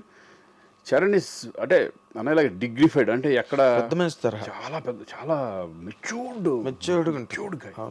చాలా ఈజ్ వెరీ ఇంటెలిజెంట్, చాలా మెచ్యూర్డ్ గాయ్. స్టబ్బన్ చక్కగా నీట్గా ఉంటుంది. కానీ ఆర్టిస్టులు పలకరించే విధానం కానీ, అందరినీ ఓన్ చేసుకోవడం కానీ, ఇవన్నీ సూపర్గా. ఇప్పుడు అన్నయ్య సేమ్. ఇప్పుడు అన్నయ్య సెట్కి వెళ్తే కమెడియన్స్ కానీ వాళ్ళు అందరితో కలిసి ఒక భోజనం చేస్తూ ఉంటారు, అందరిని పిలిచి దగ్గర తీసుకుని మాట్లాడుతూ ఉంటారు కూర్చొని. సేమ్ అదే చరణ్ కూడా. అవునా? చాలా ఇద్దరి మధ్యన ఎట్లా ఉంటుంది ఇంటిమసీ? చాలా బాగుంటుంది. అన్న అంటాడు. అవునా? చాలా మంది, అంటే కొంతమంది అయితే యాక్చువల్గా బాబాయ్ అంటారు, అనవచ్చు కానీ, బట్ నన్ను అన్న అంటారు. ఓకే, అన్న అనుకుంటూ ఈజ్ రెస్పెక్ట్ చాలా బాగా ఇస్తారు. ఎందుకంటే అన్న దగ్గర నుంచి వచ్చినప్పుడు చాలా రెస్పెక్ట్గా. అసలు బాగా ఇష్టంగా నీకు రామ్ చరణ్లో ఈ ఇష్యూ నాకు భలే ఇష్టం అని నీకు? నాకేంటంటే decent, is very decent person. Stubborn and decent. ఆ డీసెన్సీ, ఆ హుందాతనం, అది బాగా నచ్చుతుంది నాకు. ఓకే. ఆ హుందాతనం అనేది ఇప్పుడు నాకు తెలిసి కొంత ఈ ఏజ్లో కొంచెం ఒక రకంగా వేరే ఉంటుంది. అదే ఏజ్ అలాంటిది. కానీ ఆ ఏజ్లో కూడా ఈజ్ వెరీ మెచ్యూర్డ్ పర్సన్. ఆ మెచ్యూరిటీ లెవెల్స్ కానీ, ఆ స్టబ్బనిటీ కానీ, అవన్నీ నాకు బాగా నచ్చుతుంది. ఇప్పుడు మామూలుగా ఒక ఏడాది క్రితం కన్నా వచ్చే ఏడాది మనుషులు పెరుగుతూ ఉంటారు. అవును. ఇప్పుడు గోవింద్ అందరవాడలో చేసిన చరణ్కి ఇప్పుడు చరణ్కి డిఫరెన్స్ అనేది ఏంటంటే, నాకు అప్పుడు ఎలాగున్నాడో ఇప్పుడు అలాగే ఉంది. ఇప్పుడు ఎలాగున్నాడో అప్పుడు అలాగే ఉన్నాడు. RRR అంత పెద్ద సక్సెస్, ఇప్పుడు స్టార్ లెవెల్కి, ఇంటర్నేషనల్ స్టార్ లెవెల్కి హాలీవుడ్ వెళ్ళిపోయినా కూడా ఆ గర్వం కానీ, ఇది కానీ, ఆ కించిత్ ఇది కూడా లేదు. చాలా సింపుల్గా ఉంటాడు మామూలుగా. ఇప్పుడు బయట వాళ్ళకి చరణ్ అమ్మో అన్నట్టు ఉంటుంది కానీ, బట్ సెట్కి వచ్చేసిన తర్వాత హీఈస్ వెరీ సింపుల్. ఎందుకంటే ఇంటర్నేషనల్ స్టార్, హాలీవుడ్ వాళ్ళే సినిమాలు చేయమని అడుగుతున్నారు పక్కన. లేదండి, ఇప్పుడు నేను అనేది ఏంటంటే, ఇప్పుడు తారక్తో చేస్తున్నప్పుడు ఫస్ట్ సినిమా నేను తారక్తో చేస్తాను. ఫస్ట్ టైం తారక్ కూడా నాకు ముందు నుంచి తెలుసు. నేను సినిమాలు చేయకపోయినా బిగినింగ్ నుంచి మా ర్యాప్ ఉంది. ఎలా? మేము ఫస్ట్ బిగినింగే మా ఇంటి పక్కన అక్కడ శ్రీనగర్ కాలనీలో ఉండేవాడు, ఇంకా హీరో అవ్వాలి అప్పుడు. అప్పటి నుంచి తెలుసు నాకు. అప్పుడు ఆయన ఏంటంటే ఎనర్జీ లెవెల్స్ ఎక్కువ, టప మాట్లాడతా చక్కగా గోల చేస్తూ ఉంటాడు. అది ఇప్పటికి తగ్గల. అవునా? ఇప్పుడు అదే సరదా, అదే గోలగా ఉంటాం, ఒకసారి ఏడిపించడం, ఈ టైప్లో. అంటే వాళ్ళు మారలా, యాజ్ ఇట్ ఈజ్ అలాగే ఉన్నారు. ఇమేజ్ పరంగా ఇమేజ్లు మారుతాయి కానీ పర్సనాలిటీ మారలా. అదే మనుషులుగా అలాగే ఉన్నారు, పర్సనాలిటీ మారలా. అది నాకు బాగా అదే. ఇప్పుడున్న యంగర్ జనరేషన్లో అందరి హీరోలతో చేసావు కదా నువ్వు. ఆల్మోస్ట్ మహేష్ బాబు, మహేష్ బాబుతో చేయలే, మహేష్ బాబుతో చేయలే, ప్రభాస్ వీళ్ళతో కొంతమందితో చేయలే. అంటే చాలా స్టార్ట్ అయిందిగా నాకు, చేద్దాం. మొన్న అఖండతోనే కదా ప్రారంభం. అవును, మొన్న కదా సెకండ్ ఇన్నింగ్స్, అంతే సెకండ్ ఇన్నింగ్స్ కదా, అంతే. సెకండ్ ఇన్నింగ్స్ లాగా ఇది బోనస్ అనుకుంటాం, అంతే. Bonus correct. ఇది ఈ వర్డ్ కరెక్ట్, బోనస్. ఎందుకంటే ఊహించని అంతే మలుపు. అదేంటి, నా మెంటాలిటీలో ఏంటంటే నేను ఇండస్ట్రీలో ఉండాలి అనేది మెంటాలిటీ ఉంది కాబట్టి నేను ఇమేజెస్ కానీ వాటికి పోకుండా చక్కగా మనం ఉన్న దాంట్లో హ్యాపీ ఫ్యామిలీ సెటప్ లాగా వెళ్తున్నాం అంతే. ఎవరు అడిగినా అంటే మహేష్ బాబుతో ప్రభాస్తో ఇంతవరకు ఛాన్సులు రాలేదా? రాలా, ఇప్పుడే వచ్చి మిస్ అయ్యాయా? లేదు, రాలా. ఎప్పుడు అనుకోలేదు, అంటే ఇలాగా తారక్తో నేను అనుకోలేదు, ఎక్స్పెక్ట్ చేయలే. ఇప్పుడు దేవరాలో తారక్తో వచ్చింది అవకాశం, అలాగే చూసి అవి కూడా ఎప్పుడన్నా వస్తాయి, చూద్దాం. మంచిగా తప్పకుండా వస్తాయి. ఎందుకంటే అసలు బేసిక్గా నాకు ఎప్పుడు ఒక డౌట్, నేను మనం రాసే టైంలో, రైటింగ్ జర్నలిజం టైంలో కూడా అడగలేదు నిన్ను, అసలు నువ్వు ఇండస్ట్రీకి రావడానికి మీ ఫ్యామిలీలో ఎవరైనా సినిమా ఇండస్ట్రీకి సంబంధించిన వాళ్ళు ఉన్నారా? అసలు లేదు అసలు. ఎందుకంటే నేను పుట్టి పెరిగింది కర్ణాటకలో, అసలు నాకు టచ్చే లేదు ఎవరు. నా రిలేటివ్స్లో కూడా ఎవరు లేరు, ఎవరు అసలు ఏం తెలీదు. ఓకే, మీదేంటి వ్యవసాయ కుటుంబమా? వ్యవసాయ కుటుంబం, రైతు కుటుంబం. ఓకే. ఫాదర్ నాన్నలు అప్పట్లో లాంగ్ బ్యాక్ అక్కడికి వెళ్ళిపోయి సెటిల్ అయ్యారు అనమాట, కర్ణాటకకి వెళ్ళి. నేను పుట్టింది అక్కడే, బ్రదరు, నా తమ్ముడు అందరూ అక్కడే, నేను అక్కడే పుట్టాను. నేను పుట్టక ముందు ఒక 20 సంవత్సరాల క్రితం వెళ్ళిపోయాడు. కారణం అదే వ్యవసాయం. అప్పట్లో తుంగభద్ర మొత్తం తెలుగు వాళ్ళందరూ ఇక్కడ నుంచి ఇక్కడ అమ్ముకుంటే అక్కడ ఒక 5 ఎకరాలు, 6 ఎకరాలు, 10 ఎకరాలు, 20 ఎకరాలు అట్లా వచ్చాయి. అలా ఇక్కడ ఇచ్చేసేసి అక్కడికి, ఎందుకంటే అగ్రికల్చరల్ రైతు కుటుంబం ఎలా ఉంటుందంటే ఎక్కడ నీళ్లు ఉంటే అక్కడికి వీళ్ళు వెళ్ళిపోతూ ఉంటారు. మన తెలుగు వాళ్ళు, తెలుగు వాళ్ళు ఉన్న గొప్పదనం ఏంటంటే వ్యవసాయం ఎక్కడ ఉంటే వాళ్ళు అక్కడ ఉంటారు. అదే, అది కర్ణాటకలో మేమనే కాదు, చాలా మొత్తం తెలుగు వాళ్ళే ఉంటారు చాలామంది, అంతా మైగ్రేటెడ్. ఓకే, ఎందుకంటే వ్యవసాయం మీద అంత ఇష్టం వాళ్ళకి. అది మరి అదే జీవనాధారం కదా, జీవనాధారం. ఫస్ట్ బిగినింగ్లో ఏముండేది, అంతే, బిజినెస్ కాదు కదా. ఎవరన్నా సరే, ఎవరి హిస్టరీ తీసుకున్నా అసలు మొత్తం టోటల్గా ఇండియావే వ్యవసాయ ఆధారితమైన దేశం. అంతేగా ఎవరైనా వచ్చిన తర్వాత బిజినెస్ సెటిల్ ఇండస్ట్రీలు, ఫ్యాక్టరీలు తర్వాత వచ్చినాయి. తర్వాత ఫస్ట్ లో ఎవరైనా రైతు కుటుంబం నుంచి వచ్చిన, అలాగే నేను రైతు కుటుంబం నుంచి వచ్చినండి, రైతు బిడ్డ. నేను నాన్నకి సాయపడేవాడిని, నాగలి గట్ట అన్ని పట్టుకొని ఎడ్లు తోలటం ఇవన్నీ మొత్తం అన్ని వచ్చు. అవునా? ఓకే. వ్యవసాయం, అక్కడికి వెళ్ళి కాపలాగా ఉంటాయి కదా, దాంట్లో పడుకోవడం, కలం అంటారు, కలం, వాటిల్లో నైట్లు మేము పడుకోవడం, నాన్నకి సపోర్ట్గా ఉండటం అన్నీ చేసేవాడు అనమాట. ఓకే. ఒక పక్కన చదువుకుంటూనే నైట్లు కాపలాకి వెళ్ళేవాడు. Very nice. సో అదొక లైఫ్. ఎన్నాళ్ళది? ఏది? డిగ్రీ వరకు మన వ్యవసాయం ఉండేది అక్కడ నాన్నకి. ఓకే. తర్వాత నేను ఇండస్ట్రీకి వచ్చాను, తమ్ముడేమో అమెరికా వెళ్ళిపోయాడు, అక్కడ సెటిల్ అయిపోయింది. మాదంతా ఏంటంటే కరెక్ట్గా నేను ఇండస్ట్రీకి వచ్చినప్పుడు మొత్తం మా అకౌంట్ 0 అక్కడ. అవునా? కరెక్ట్గా నేను ఇండస్ట్రీకి ఎంటర్, తమ్ముడేమో అమెరికా వెళ్ళిపోయాడు, అక్కడ ఎంఎస్ దాంట్లో వెళ్ళిపోయాడు. ఆ టైంకి మొత్తం అంతా ఫాదరు మా ఇక చదువులు కానీ వాటికి కానీ వీటికి కానీ అన్నిట్లో చేసి మొత్తం 0కి అయిపోయాం. మళ్ళీ అక్కడి నుంచి మనం స్టార్ట్ అయ్యాం. అవునా?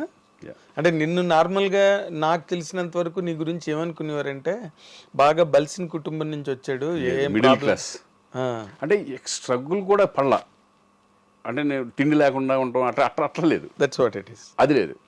ఎప్పుడు నువ్వు రాయల్గా డిగ్నిటీగా అలా వెళ్ళిపోతుండేవాడు. నాకు ఇప్పటికీ గుర్తు, నువ్వు టీడీపీ ఆఫీసు దగ్గర నుంచి అట్లా నడుచుకుంటూ నువ్వు అన్నపూర్ణ స్టూడియోకి ఒక జీన్ ప్యాంట్లో చేయి పెట్టుకుని నడుచుకుంటూ వెళ్ళడం నాకు గుర్తు. నేను స్కూటర్ మీద అన్నపూర్ణకి వెళ్తుంటే అదొక లైఫ్, అన్ని ఒక ఎక్స్పీరియన్స్, చెప్పుకోవడానికి ఒక హిస్టరీ ఉంటుంది మనకి. 100%. ఏదో కేక్ వాక్ లాగా వెళ్ళిపోయి జీవితంలో కిక్కే ఉంటుంది. ఇప్పుడు మనకుంది, మా అబ్బాయికి ఉండదు ఎక్స్పీరియన్స్ కానీ, అన్ని చూసి వచ్చిన వాళ్ళం కానీ, లోతుపాతులు అవన్నీ వాళ్ళకు ఉండదు. వాళ్ళంతా already cake walk cake work. వాళ్ళు ఇప్పుడు కావాల్సింది ఏంటంటే వాళ్ళు కష్టపడడం, దీన్ని చెడగొట్టుకోకుండా వాళ్ళు వెళ్ళిపోవడం అనేది మెయిన్ ఇంపార్టెంట్ ఇప్పుడు. ఎస్. ఇప్పుడు రోషన్ మీద నీ ఒపీనియన్ ఏంటి Srikanth? Is a very hard worker. Hard work is cinema మీద ఇంట్రెస్ట్ ఉండే వచ్చేసాడు ఇక్కడికి. ఇంట్రెస్ట్ లేకపోతే బలవంతంగా మనం తోయలేం. ఎగ్జాక్ట్లీ. వాడు లీ స్ట్రాస్బర్గ్ వెళ్ళి అక్కడ డిప్లొమా చేశాడు, యాక్టింగ్ డిప్లొమా చేశాడు. అలాగే బాంబేలో ఒక దబాంగ్ 3 అని చెప్పి సల్మాన్ ఖాన్ది, Prabhudeva direction, okay, 1 year assistant డైరెక్టర్గా వెళ్ళి ఫుల్ ఫిల్మ్ అసిస్టెంట్ అక్కడే ఉండి బాంబేలోనే ఉండి అసిస్టెంట్ డైరెక్టర్గా ఫినిష్ చేసుకున్నాడు. ఆ ఎక్స్పీరియన్స్ కూడా వాడు మొత్తం అంతా తెలుస్తుంది, గ్రౌండ్ అంతా తెలుస్తుంది కదా. అవును. అది కావాలని వాడు కోరుకుంటేనే పంపించాను నేను కూడా. అది కూడా ఓకే. నీ ప్రోద్బలం ఏం లేదు, మనది కానీ ఊహది కానీ ఏమి లేవు. అది మనకు తెలియదు. నువ్వు వెళ్ళు అసిస్టెంట్ డైరెక్టర్ అనలేం కదా. వాడు నాన్న నేను ఇది చేయాలనుకుంటున్నాను, నేను ఇట్లా అనేప్పటికీ అప్పుడు ప్రభుదేవ బాగా తెలుసు కదా, అక్కడ హిందీలో ఫుల్ బిజీగా ఉన్నాడు కదా. ఒకసారి మాట్లాడాను ఇట్లా, సూపర్ ఐడియా, పంపించేసే, నో ప్రాబ్లం అన్నాడు. పెట్టేసాం అనమాట. ఓకే. అందుకేంటంటే సినిమా మీద ప్యాషన్ ఉన్నాడు, బాగా కష్టపడతాడు, సినిమా మీద ప్యాషన్. ఇక నెక్స్ట్ ఏంటంటే ప్లానింగ్, ఇంకా మనకు తెలియదు ఏముంది ఇండస్ట్రీ పెళ్లి సందడి టైటిల్ తోనే మళ్ళీ సినిమా చేసాడు, రావడం అక్కడ నుంచి. ఇప్పుడు నెక్స్ట్ ఇప్పుడు వృషభ అని జరుగుతుంది, మోహన్ లాల్ అండ్ రోషన్ది. ఇప్పుడు అది రన్నింగ్లో ఉంది. మార్చి నుంచి మన స్వప్న వాళ్ళది స్టార్ట్ అయిపోతుంది, Vyjayanthi movies. Very good. Main అది మంచి రెండు డిఫరెంట్ సబ్జెక్ట్స్ పడడం పెద్ద రేంజ్లో. అవునా? ఇంకా దాని తర్వాత ఇంకా ఆడు ఎంత నిలబెట్టుకుంటాడు, ఎంత కష్టపడతాడు అనేది ఆడి మీద వెళ్ళిపోతా ఉంటుంది. ఓకే. అంటే ఇన్ జనరల్గా ఫ్యామిలీ లైఫ్ పాయింట్ ఆఫ్ వ్యూకి వస్తే, బికాజ్ ఐ నో మీరిద్దరు లవ్లో పడడం, మీ ఇద్దరు మ్యారేజ్ చేసుకునే ప్రపోజల్ రావడం, ఇవన్నీ నాకు తెలుసు. ఆ వాతావరణం మీ అందరూ ఫస్ట్ నుంచి మా కళ్ళెదురుగుండా జరిగింది. మ్యారేజ్ అయిన తర్వాత తను సడన్ గా స్టాప్ చేసి, అంతే మ్యారేజ్ అవడంతోనే ఇంకా లేదు, ఇంకా అన్ని ఫినిష్ చేసింది. నాకు గుర్తున్నాయి అవన్నీ. మ్యారేజ్ అయిన తర్వాత అసలు మీ ఫ్యామిలీ లైఫ్ ఎట్లా నడిచింది శ్రీకాంత్? వెరీ హ్యాపీగా. అంటే ఏముంది, మీరు చూస్తూనే ఉన్నారుగా. అవును. ఇక పిల్లలు, ఇక తర్వాత అలా హ్యాపీ లైఫ్ అలా హ్యాపీగా వెళ్తా ఉంది. అంటే నాకు ఫ్యామిలీ టెన్షన్ లేదు. అదేలే. ఎప్పుడు అంటే తను ఏ రోజున కెరీర్ వదులుకున్నానని రిగ్రెట్ అయిన నేను ఇంటర్వ్యూస్ రమ్మంటే నేను రానట్టు. ఇప్పుడు ఇంటర్వ్యూ అడుగుతున్నారు, నాకు చెప్పలేకపోతున్నానంటే మీరు చేసుకున్నాను. ఇంకా తను ఇంకేంటంటే ఇంకా ఈ పిల్లలు, ఈ పెంపకం, మంచి చెడు. అంటే అది అసలు యాక్చువల్గా చెప్పాలంటే అది చాలా పెద్ద ఫుల్ టైం జాబ్ అది. అవును, 24 hours. మందేముంటుంది ఇక్కడ, షూటింగ్ ఉన్న రోజు హ్యాపీ, షూటింగ్ లేకపోతే మనం ఇక్కడ కూర్చొని టీవీలు చూస్తాం, ఇది చూస్తాం, ఇది చూస్తాం, కబుర్లు, ఫ్రెండ్స్. బట్ అది మాత్రం ఉండేది కదా ఇంట్లో. ఒక లేకపోతే అసలు నడవను కూడా నడవదు. ప్రతి దాని మీద కంట్రోల్ ఉండాలి, కమాండ్ ఉండాలి. ఇప్పుడు వాళ్ళు పెద్దవాళ్ళు అయిపోయిన తర్వాత పెద్ద రెస్పాన్సిబిలిటీ తక్కువ ఉంటాయి. పెళ్ళిళ్ళు అయిపోయిన తర్వాత, అవును, పెళ్ళి అయ్యే వరకు వాళ్ళే చూసుకున్నారు. మొత్తం 3 పిల్లల్ని మెయింటైన్ చేయడం అంటే, అవును, చూసుకోవడం అంటే అంత ఈజీ కదా అది. అవును, 3 లైఫ్లు, 3 పిల్లలు అంటే. అసలు పాప గురించి. పాప ఏమో ఇప్పుడు కెనడాలో చదువుతుంది, Vancouver UBC, university of British Columbia. Okay. దాంట్లో మార్కెటింగ్ ఇది చేస్తాం అన్నమాట, ఎంబీఏ. ఓకే. అక్కడ ఎంబీఏ వేరే అంటారు, ఎంబీఏ అనరు, but equivalent under graduation, equivalent qualification అంతే, బీబీఎం లాగా. అదే ఆ పాప ఇంకా అక్కడే సెటిల్ అయిపోతుందేమో కదా. అక్కడ ఇంట్రెస్ట్ లేదు సెటిల్ అవ్వాలని, బట్ 4 years ఎడ్యుకేషన్ బాగా చదువుతుంది తను. ఓకే. Rank student. ఓకే. అంటే కంపారిటివ్గా రోషన్ కన్నా తను బెటర్ స్టూడెంట్ అంట. ఎస్, రోషన్ కంటే బాగా చదువుద్ది. ఇద్దరు బాగా చదువుతారు, మూడోవాడు కూడా బాగా చదువుతాడు. ఓకే. రోషన్ అంటే మిడిల్, అంటే అటు బాగా చదవడం అంటలేదు, బాగా చదువుతాడు అంటలేదు. అదే తను సినిమా మెటీరియల్ 70 అట్ట, సినిమా మెటీరియల్, స్పోర్ట్స్ ఎక్కువ ఇంట్రెస్ట్ వాడికి, సేమ్ నాలాగా. ఓకే. నువ్వు క్రికెట్ ఇష్టం కదా? క్రికెట్ అన్ని గేమ్స్ ఆడేవాడు కాలేజ్లో. అవునా? కాలేజ్లో, స్కూల్లో కానీ ఐఎమ్ ఛాంపియన్ ఆఫ్ చాలా, డిస్కస్ త్రో కానీ, షార్ట్ పుట్ కానీ, కబడ్డీ ఆడేవాడిని, బాల్ బ్యాడ్మింటన్ అని ఉండేది. కానీ ఇప్పుడు మనకి సోషల్ మీడియా వచ్చిన తర్వాత Srikanth, with all due regards to you, ఏంటంటో కొన్ని ఎక్కడి నుంచి జనరేట్ అవుతాయో ఆ న్యూస్లు మాకే షాకింగ్ గా ఉంటుంది. ఎందుకంటే 24 గంటలు ఈ మధ్యకాలంలో వచ్చింది కదా మా ఇద్దరికి డైవర్స్ అని. That's what I'm saying. 24 గంటలు మేము ఇండస్ట్రీలో తిరుగుతాం కదా. అవునవును. ఎక్కడి నుంచి వచ్చిందిరా ఈ న్యూస్ అసలు? నేను అదే అన్నా, ఒకవేళ నిజంగా ఉంటే ఇంతమంది మనకు ఎప్పుడు రెగ్యులర్గా ఉన్న ప్రభు కానీ, మీరు కానీ, ఇప్పుడు వీళ్ళందరూ రెగ్యులర్ ఉన్న వాళ్ళు అడిగితే చెప్పేస్తారు కదా. ఒకవేళ ఏమైనా డౌట్ ఉంటే నాకే ఫోన్ చేసి అడుగుతారు మీరు ఏంటి ఇట్లా వచ్చింది నిజమా కదా అబద్ధమా ఏం అంటే, శ్రీకాంత్ అని అడుగుతాను అప్పుడు ఫోన్ చేపించి అమ్మ ఏదో అంటున్నారు చూడని ఇదే జరిగింది మొన్న. ఓకే న్యూస్ మేము ఇద్దరం అక్కడికి వెళ్తున్నాం, అరుణాచలం వెళ్తున్నాం. అరుణాచలం వెళ్ళేటప్పుడు ఈ న్యూస్ ఇదైపోయింది.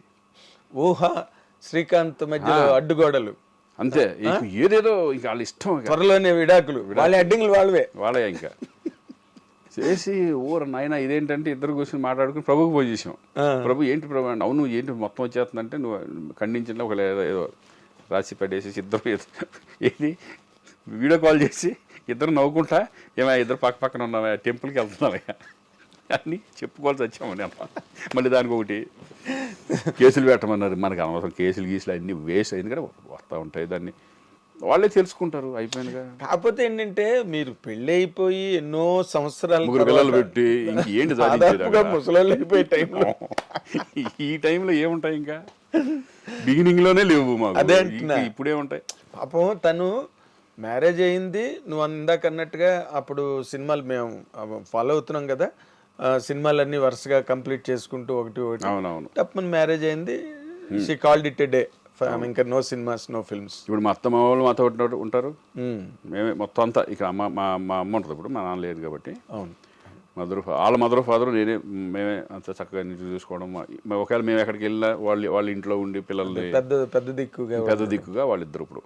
Very nice, very nice. So మీకు ఇలాంటి మధ్యలో జోల్ట్ న్యూస్లు మీకు కామెడీగా ఉంటాయేమో. కామెడీ ఒకసారి అయితే నేను అవుట్డోర్లో షూటింగ్లో ఉన్నా, ఇంట్లో చాలా కంగారు పడిపోయారు. ఏంటి యాక్సిడెంట్ అయిపోయింది శ్రీకాంత్కి, చనిపోయాడు అది అని చెప్పేసి వచ్చేసింది తప్పన. చేసి కంగారు పడితే నా ఫోన్ ఏంటంటే సైలెంట్లో ఉంటుంది ఎప్పుడు, అది ఎత్తపోయేపటికి ఫుల్ కంగారు పడిపోయి వేరే వాళ్ళు ఫోన్ చేసి అర్జెంట్ చేస్తానని చెప్పి ఈ టైప్లో కంగారు పడిపోయి చేశారు. ఈ అబ్బాయి ఎవడో చెప్పాడమ్మా నేను శుభ్రంగా ప్రశాంతంగా షూటింగ్ చేసుకుంటున్నాను, దాన్ని మళ్ళీ ఖండించాల్సిన అవసరం వచ్చింది. అదేలే, ఇప్పుడు అలాగే సుబ్బలేఖ సుధాకర్ గారికి చాలా మంది చంపేశారు. కాదు, వాళ్ళే ఇచ్చేస్తారు విడాకులు, మీరే నేనేమనుకుంటానంటే పాజిటివ్ దిష్టి పోయింది దిష్టే పోయింది, ఏదో మధ్యలో ఇటువంటి అర్థం. అదేలే, అప్పుడు లైవ్ లైట్లో ఉంటాం. అంటే ఇప్పుడు నీలా నవ్వుకునే వ్యక్తి అయితే ఓకే. బాలు గారు నన్ను అడిగాడు అనమాట ఒకసారి, బాగా చను నేను, ఏరా ఏంట్రా న్యూస్లు ఎవరు రాస్తారా న్యూస్లు నేను అని. అంటే మనకు అలవాట్లేదు కదా కైండ్ ఆఫ్ జర్నలిజం. ఇప్పుడు మన అరవింద్ గారు అడుగుతున్నారు కదా, అరవింద్ గారు నన్ను అడుగుతున్నారు కదా, ఏది అలా పాజిటివ్ గానే జర్నలిజం వేరు మీది వేరు. ఇప్పుడు ఎవరు పడితే వాళ్ళు, ఇప్పుడు మా ఊళ్ళో కూడా వీడియో ఇది పెట్టేశారు, యూట్యూబ్ ఛానల్స్ పెట్టేశారు. వాళ్ళు ఇష్టం ఏం కాదు ఎవరు రాస్తున్నారు ఏంటనేది, వాళ్ళకి ఏదో రాసుకుంటూ పోతున్నారు. అంటే వాళ్ళు పెంచుకోవడానికి మిమ్మల్ని వాడుకోవడం మీ పాపులారిటీ అంతే అంతే కదా. శ్రీకాంత్ కి ఓకే విడాకులు అంటే అందరూ ఏంటి చూస్తారు కదా, తెగ చూసారు, అది భయంకరంగా వెళ్ళిపోయింది ఎక్కడికో, మరి వాడికి డబ్బులు వస్తాయి. మొన్న అలాగే చిరంజీవి గారు వరుణ్ తేజ్ ఫంక్షన్ లో డాన్స్ చేస్తే అది ఎక్కడో చెయ్యి తగిలిందని దాని మీద రచ్చ అయిపోయింది యూట్యూబ్ లో. అసలు మొన్న ఇట్లాగే కొన్ని వస్తాయి ఉంటాయి, బయటికి వెళ్ళి ఏమైనా చేయాలన్నా గబుక్కుని ఏమన్నా వెళ్ళిపోతా ఉంటుంది. అది ఎక్కడి నుంచి లీక్ అవుతాయో తెలియదు కానీ ఎక్కడ పడతారు వాళ్ళు, అందులో చాలా జాగ్రత్తగా ఉండాలి అసలు. చాలా ఇదివరట్లాగా ఫ్రీగా ఉన్నామన్నా ఎక్కడికన్నా మన ఇష్టం సరదాగా వెళ్దామన్నా కూడా కుదరదు. ఆ రిస్ట్రిక్షన్ ఫీల్ అవుతున్నావు నువ్వు? డెఫినెట్గా. అంటే అంటే నేను అనేది కొంచెం విగ్రస్గానే వెళ్తాను సరదాగా, థియేటర్కి వెళ్ళిపోతా, ఏమైనా షాపింగ్ అయితే కనుక షాపింగ్కి వెళ్ళిపోతాను, నేను పట్టించుకో జనరల్గా వెళ్ళిపోతాను. అదే జనరల్ సిటిజన్ లాగా వెళ్ళిపోతాను అంతే. అది పెద్ద నేను పెట్టుకోను. నాకు ఎక్కువ ఇప్పుడు హైదరాబాద్ అనేది ఎక్కడికో మెట్రోపాలిటన్ సిటీకి వెళ్ళిపోయింది, ఎక్కడికో వరల్డ్ ఎవరో వచ్చి కూడా డిస్టర్బ్ ఎవరో అయిపోయింది. ఎవరి కాళ్ళు చాలా డీసెంట్గానే ఉండే 10 మంది అంటే ఒక 2-3 ఫోటోలు దిగుతారు అంతే, అంతకంటే ఏముండదు, డిస్టర్బెన్స్ ఉండదు. అదే ఇన్ జనరల్గా ఇప్పుడు ఇక్కడి నుంచి నీ సెకండ్ ఇన్నింగ్స్, నీ క్యారెక్టర్లు, పెద్ద సినిమాలు, పెద్ద ప్రాజెక్టులు, పెద్ద డైరెక్టర్లు, తెలుగు సినిమా డైమెన్షన్ కూడా మారిపోయింది. అవునవునవును. నువ్వు అప్పుడు చేసినప్పుడు ఎలాగా చిన్న చిత్తకారు నిర్మాతలు, కొత్త డైరెక్టర్లు, కార్పొరేట్ స్టైల్ అయిపోయింది మొత్తం. ఇప్పుడు అంతా కార్పొరేట్ స్టైల్ అయిపోయింది. ఈ డిఫరెన్స్ నీకు ఎలా అనిపిస్తున్నది శ్రీకాంత్? అంటే మారింది అంతే. ఇంకా మనం ఇప్పుడు ఇదివరకు క్యారవాన్స్ లేవు, తర్వాత క్యారవాన్స్ వచ్చినాయి. అలాగే ఇప్పుడు ఇదివరకు ఏమో ఫిల్మ్ రీల్ ఉండేది, ఇప్పుడు డిజిటల్ అయిపోయింది. ఇట్లా మార్పు అనేది డెవలప్మెంట్ అనేది 100% బెటరే కదా. ఇప్పుడు ఇవరికి మనకి కలెక్షన్స్ వైజ్ లెక్కేసుకుంటే అప్పుడు తక్కువ ఉండే కదా, ఇప్పుడు పెరిగింది. ల్యాండ్ వాల్యూ పెరిగినట్టే మనుషులది జీవితం లైఫ్ స్టైల్ కూడా పెరిగిపోయింది. అవునులే, మార్పులు చాలా వచ్చేసినాయి అప్పటికిప్పటికి. అవును, మన జూబ్లీస్లో ఇప్పుడు ఇక్కడే చూసుకో, ఇదే ఇల్లు కట్టినప్పుడు అప్పుడు ఏవి లేవు, ఈ పక్కన చుట్టుపక్కల మొత్తం చుట్టుపక్కల వచ్చేసినాయి. అదే ఇంటికి రావడం అంటే ఇవన్నీ కనిపించలేదు, ఇవన్నీ కొత్తగా వచ్చాయి అన్నట్టుగా అనిపించింది నాకు. అవును అవును, లోపలికి ఉండి అప్పుడు ఇది ఓపెన్ గా కనిపించేది ఇల్లు. ఈ రోడ్డు ఎలా ఉండే, సింగిల్ రోడ్డు, మట్టి రోడ్లు అప్పట్లో. అవును, మరి డెవలప్మెంట్ అట్లా వచ్చినట్టు సినిమా ఇండస్ట్రీ కూడా అలా మారుతా పెరుగుతా ఈరోజు మన ఇంటర్నేషనల్ స్టాండర్డ్కి వెళ్ళిపోయింది తెలుగు ఇండస్ట్రీ అనేది. ఒకప్పుడు హిందీ సినిమా ఉండేది, హిందీనే పెద్ద, అసలు హిందీ వాళ్ళు తోపులు మన తెలుగు ఇండస్ట్రీ ఎక్కడికి వెళ్ళింది, ఇంటర్నేషనల్ లెవెల్కి, ఆస్కార్ లెవెల్కి వెళ్ళిపోయి అసలు ఈరోజు ఇండియా అంతా మన తెలుగు మీద దట్ ఈస్ గ్రేట్. బాలీవుడ్ కూడా తెలుగు అనగానే ఇక్కడ నుంచి ఒక రైటర్ వెళ్ళినా, ఒక డైరెక్టర్ వెళ్ళినా వాళ్ళకి ఇచ్చే వాల్యూస్. ఎందుకంటే నేను కర్ణాటక నేను మొన్న వెళ్ళి చేశాను కదా, మన తెలుగు వాళ్ళు అంటే ఎంత రెస్పెక్ట్ అంటే, తెలుగు ఇండస్ట్రీ పీపుల్ అంటే అంత రెస్పెక్ట్. అంటే వీళ్ళు ఒక పెద్దోళ్ళు అనే ఫీలింగ్ వాళ్ళకి, దే ఆర్ బిగ్ అని ఫీలింగ్ వచ్చింది, బిగ్ అని ఫీలింగ్ వాళ్ళందరికీ ఉంటుంది. అందుకని రెస్పెక్ట్ వాళ్ళు అలా ఇస్తారనమాట. తెలుగు డైరెక్టర్కి కానీ, హీరోస్కి కానీ, ఆర్టిస్టులకు కానీ ఎగ్జాక్ట్లీ వాళ్ళ రెస్పెక్ట్ విధానం అలా ఉంటుంది. మన అదృష్టం తెలుగు వాడిగా పుట్టినందుకు, మనం తెలుగు ఇండస్ట్రీలో ఉన్నందుకు నిజంగా ఒక రకంగా లక్ దేవుడు రాసి పెట్టిందంటే. 100%. ఎన్టీ రామారావు తర్వాత చిరంజీవి గారు వాళ్ళందరూ కూడా నేషనల్ లెవెల్లో, ఇప్పుడు తర్వాత కదా మనకి హిందీ సినిమాలు కానీ, ముందు అసలు ఎక్స్పెరిమెంట్ చేసింది ప్రతిబంధ చిరంజీవి గారు కదా. అవును, ఫస్ట్ బ్రేక్ త్రూ బాలీవుడ్ లో. అది అలా ఆ రేంజ్ తీసుకెళ్లారు ఇప్పుడున్న జనరేషన్.